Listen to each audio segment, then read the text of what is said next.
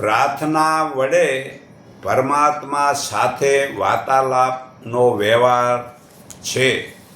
તો પ્રાત સમરણ 5 દેવની પ્રાર્થના કરવી જરૂરી છે.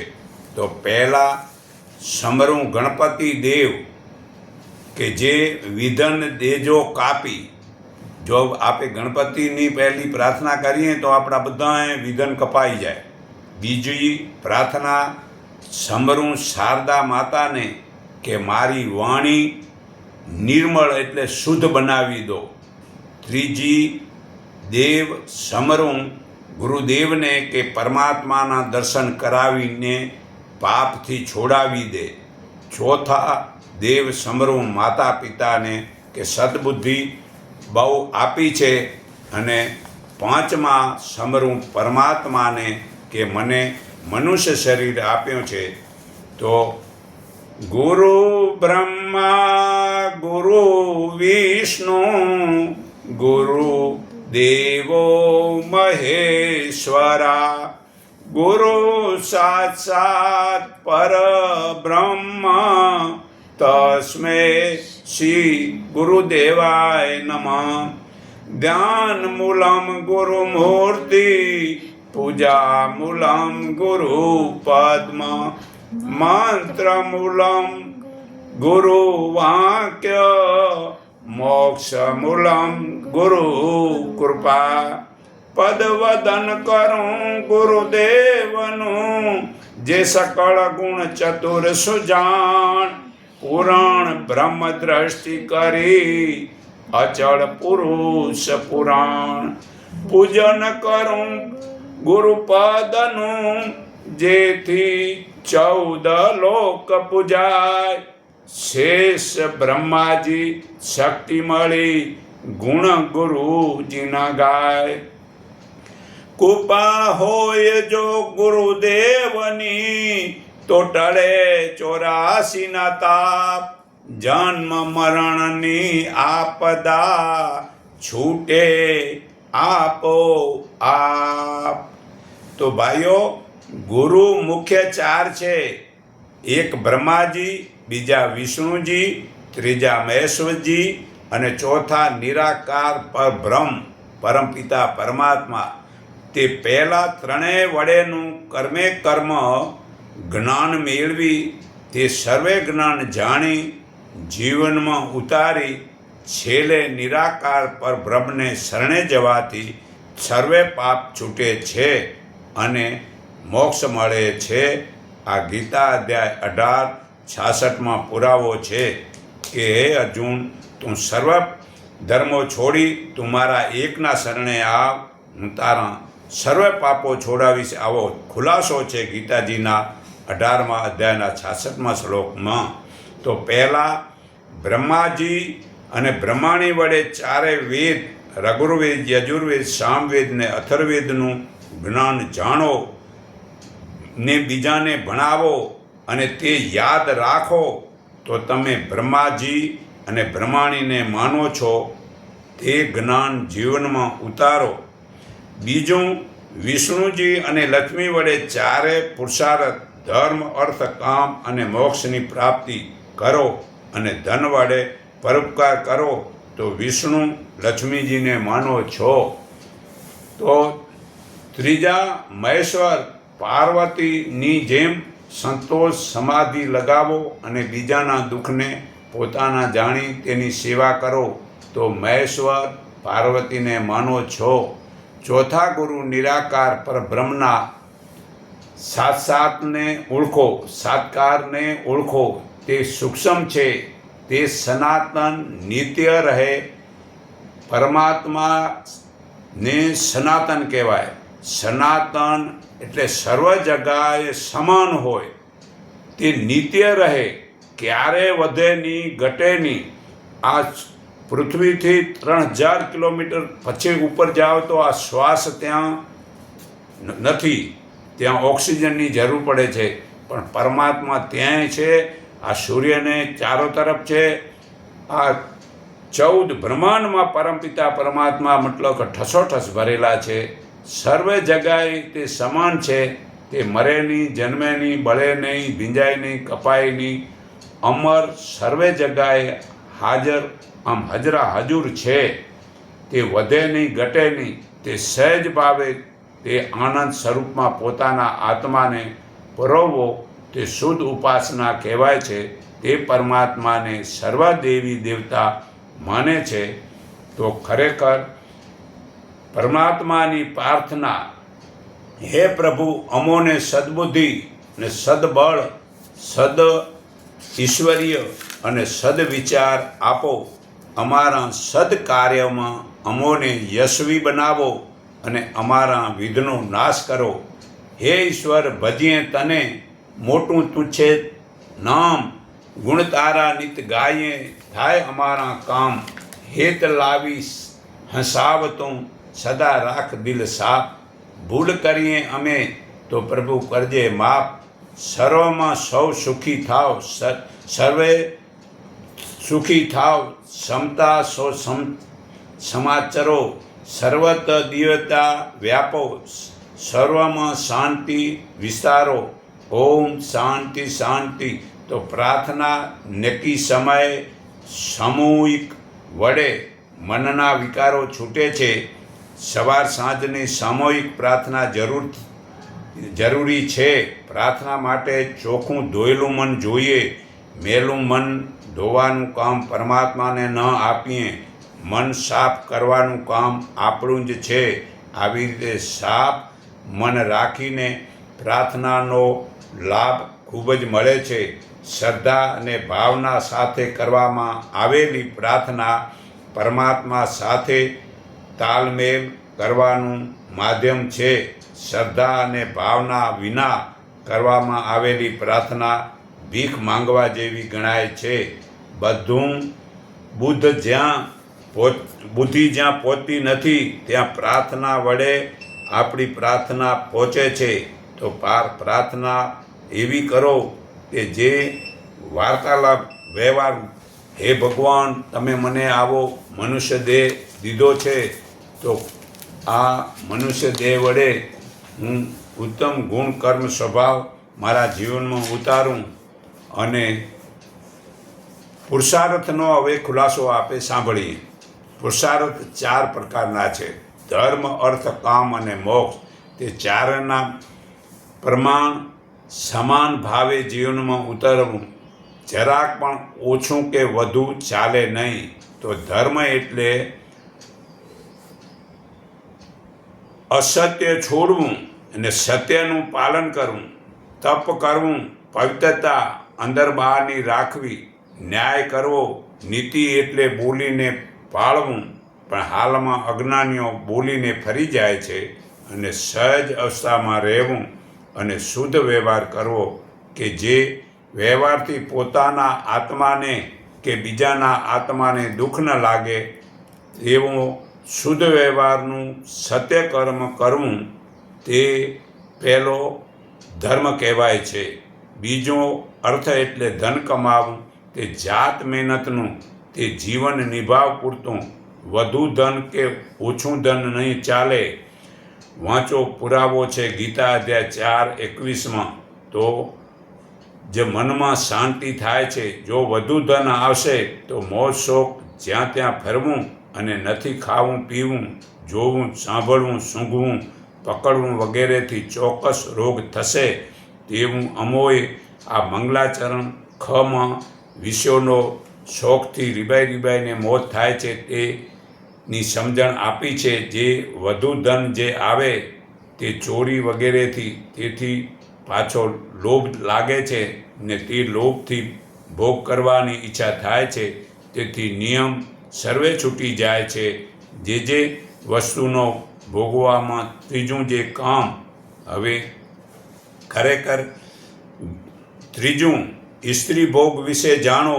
જે પતિ પત્નીને સંસાર સુખ સહેજ ભાવે અને ઋતુદાનના ભાવથી ઋતુદાન કરવું, તેમાં વળી નિયમ રાખવો છે.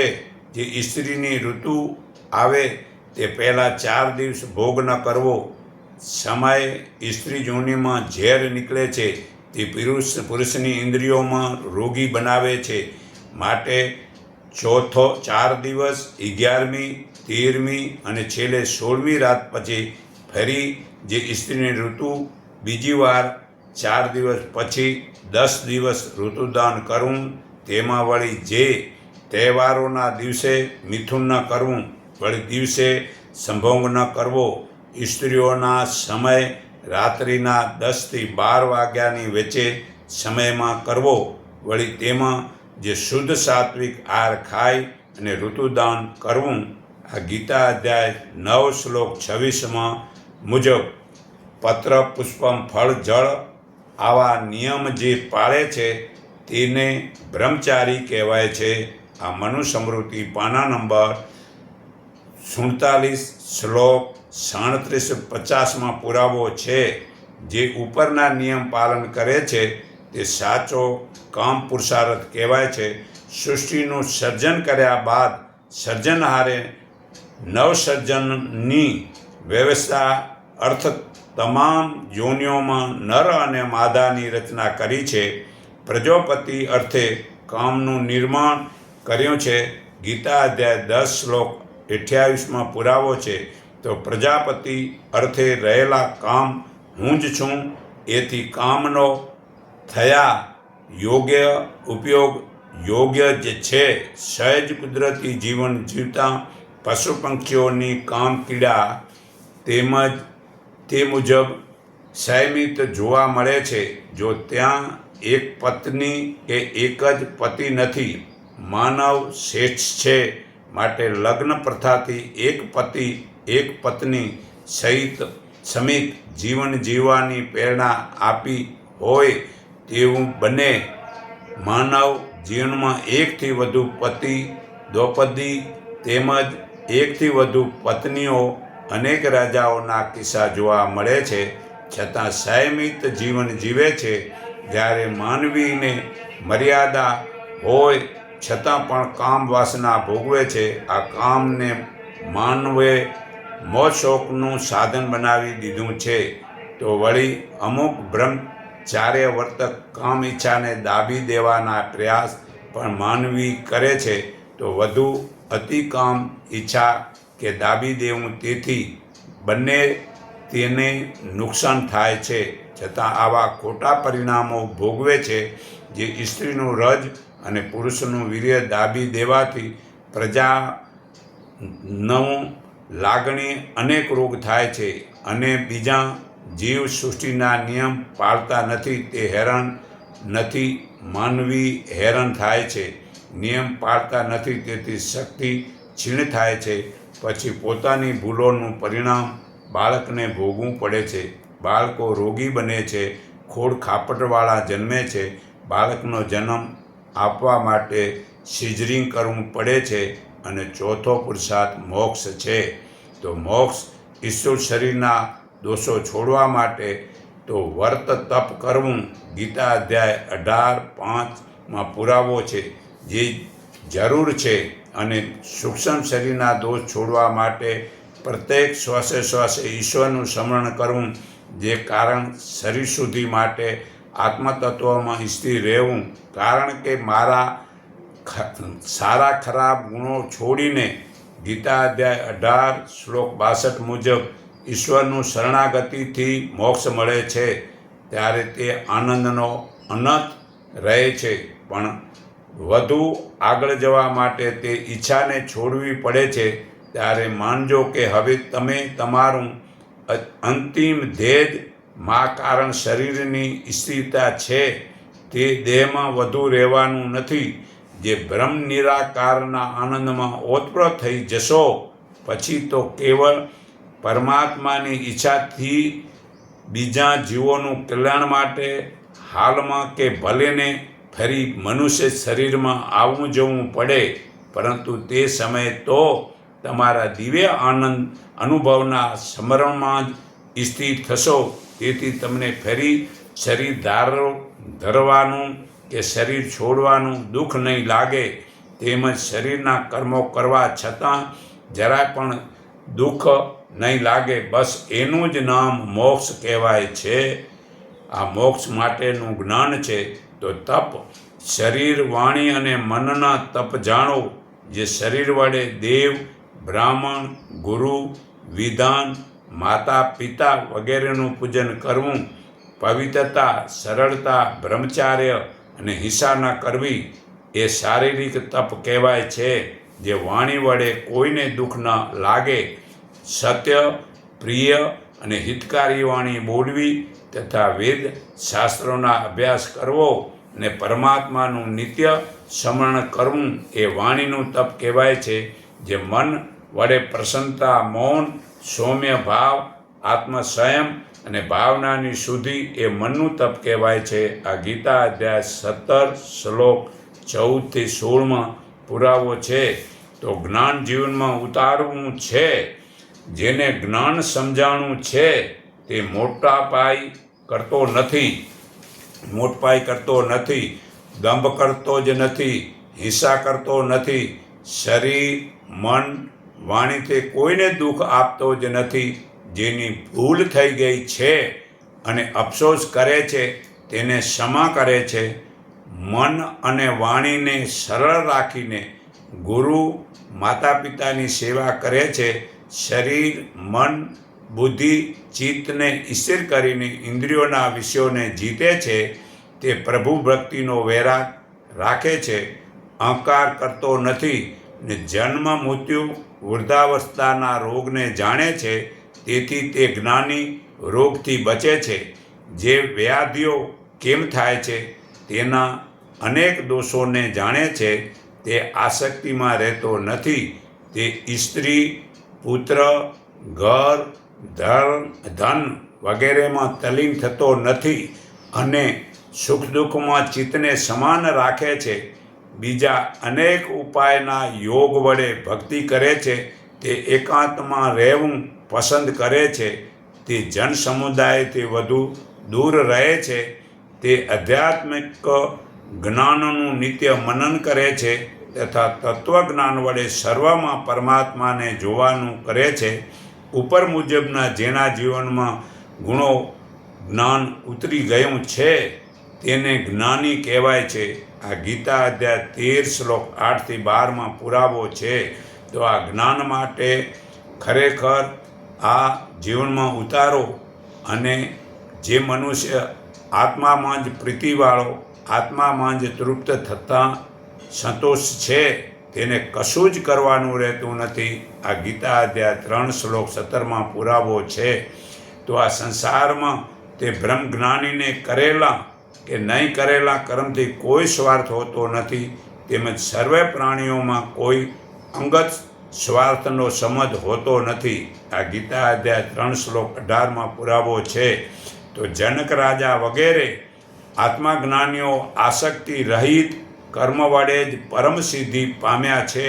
શ્રેષ્ઠ માનવી જે આચરણ કરે છે તેનું બીજા લોકો અનુકરણ કરે છે. તે જે આચરણનું પ્રમાણ બનાવે છે તેને લોકો અનુસરે છે. આ ગીતા અધ્યાય 3 શ્લોક 20-21 પુરાવો છે. તો આ જ્ઞાન માટે કર્મશ વાંચ્યો, સાંભળ્યો તે જીવનમાં ઉતારો. તો માનસિક પૂજા. હે ભગવાન, ધન વૈભવને આપનાર, સકળ પાપ પુણ્યનું ફળ આપનાર, સંસાર સાગરમાંથી તારનાર, વિશ્વપતિ, સર્વનું કલ્યાણ કરનાર પ્રભુ, આપ મારા ઉપર કૃપા કરો. આપ દિશા, કાળ આદિથી માપ રહિત અનંત છો, જેનો છેડો જ નથી. આપ જ ચેતન મૂર્તિ છો. આપ જ આત્મા અનુભવનાર જ છો. એક જ ભગવાન છો, જે સારરૂપ, શાંત તેમજ જ્ઞાનનો ભંડાર આપ જ છો. તેવા અનંત બળવાળાને હું નમસ્કાર કરું છું. હે ભગવાન, આપને શરણે આવ્યો છું.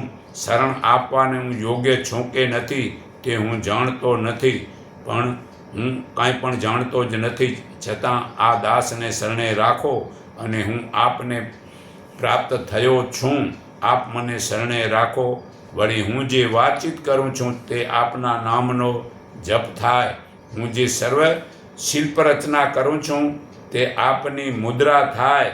હું જે ચાલું છું તે આપની પ્રદક્ષિણા સમજો. હું જે ભોજન કરું છું તે આપની યજ્ઞકુંડની આવતીઓ સમજો. હું જે શયન કરું છું તેને આપની સમાધિ સમજો અને મારા જે કાંઈ સત્ય કર્મો છે તે દરેક કર્મને પૂજાઓ સમજો. હે પરમાત્મા, તમારો કોઈ પણ જીવ પાર પામી શકે તેમ નથી. મારી અલ્પમતિથી હું તમોને કેવી રીતે જાણી શકું? આવી રીતે સર્જનહારનું ચિંતન કરવાથી પ્રભુને ચંદનનું તિલક કર્યો સમજો. હે પ્રભુ, હું આપનું ધ્યાન ધરું છું તો પાંચે પ્રાણ વડે તેને ધૂપ ચડ્યો સમજો. અંતરના ભાવની વાણી બોલવાથી પ્રભુની આરતી ઉતરી સમજો. હે પ્રભુ, હું આપની ચતુરાઈના શું વખાણ કરું કે જે આ જગતમાં રંગરૂપ નામવાળી આ પ્રકૃતિનો હું આનંદ ભોગવું છું તો પ્રભુનો શણગાર ચડ્યો સમજો. વળી અનંત જ્ઞાન અનુભવી સંત ઋષિમુનિઓના અવતારી પુરુષો દેવી દેવતાઓના સારા ગુણકર્મના સ્વભાવ જીવનમાં ઉતારવા તે પ્રભુને ઘરેણા ચડ્યા સમજો. ભગવાનમાં ઓતપ્રોત થઈને પ્રેમ ઉપજાવી રોમે રોમે અને રંગે રંગથી રીઝાવીને આંખે અમીરુદનથી સાથે સ્તુતિ પ્રાર્થના કરવાથી પ્રભુને મકદર પુષ્પની માળા ચડાવી સમજો. આપનું જ્ઞાનરૂપી પ્રકાશમય હું દીવો કરું છું તે દીવા વડે અજ્ઞાનથી અંધકારને આપ જ નાશ કરો છો. આપ જ મારા હૃદયમાં રહીને હાથ, પગ, પ્રાણ વગેરે ઇન્દ્રિયોને આપ જ જાગૃત કરી ચલાવો છો. હે ભગવાન, આપ જ એક જ છો, છતાં પ્રકૃતિ માયા શક્તિ વડે સર્વ જગતને આપ જ ઉત્પાદન કરો છો. તેમ આપ અનેક સ્વરૂપે એક જ છો. આપ જ આદિ પુરુષ છો. ત્રણેય લોક અને ત્રણેય ગુણોના સ્વામી આપ જ છો. આપ જ સર્વના પાલનહાર, જન્મ આપનાર અને સારનાર છો. જે જ્ઞાન, અજ્ઞાન અને શક્તિઓ આપનાથી જ પ્રગટે છે અને માનસિક પૂજા કહેવાય છે, તેથી પ્રભુ રીઝે છે. તો સહજ અવસ્થામાં રહેવું તે ઉત્તમ છે. તે સહજ અવસ્થાથી પોતાની ફરજ મુજબના સત્ય કર્મ કરવું, તે કર્મનું ફળ પ્રભુને અર્પણ કરવું અને જે ધ્યાન, ધારણા, યોગ, સમાધિ વગેરે ક્રિયાઓ મધ્યમ છે. ગીતા અધ્યાય 11 શ્લોક 48માં પુરાવો છે. અને જે મૂર્તિનું પૂજન કરવું તે કનિષ્ઠમાં કનિષ્ઠ છે. આ જે મહાભારત પાના નંબર 871 સર્ગ રોહિણીમાં પર્વમાં પુરાવો છે. તો તીર્થો, હજ, યાત્રામાં ફરવું એ તો અધમમાં અધમ છે, એટલે પાપમાં પાપ છે. હે નાથ, તીર્થોમાં ફરી ફરી તો મેં તારી વ્યાપકતા હણી નાખી છે.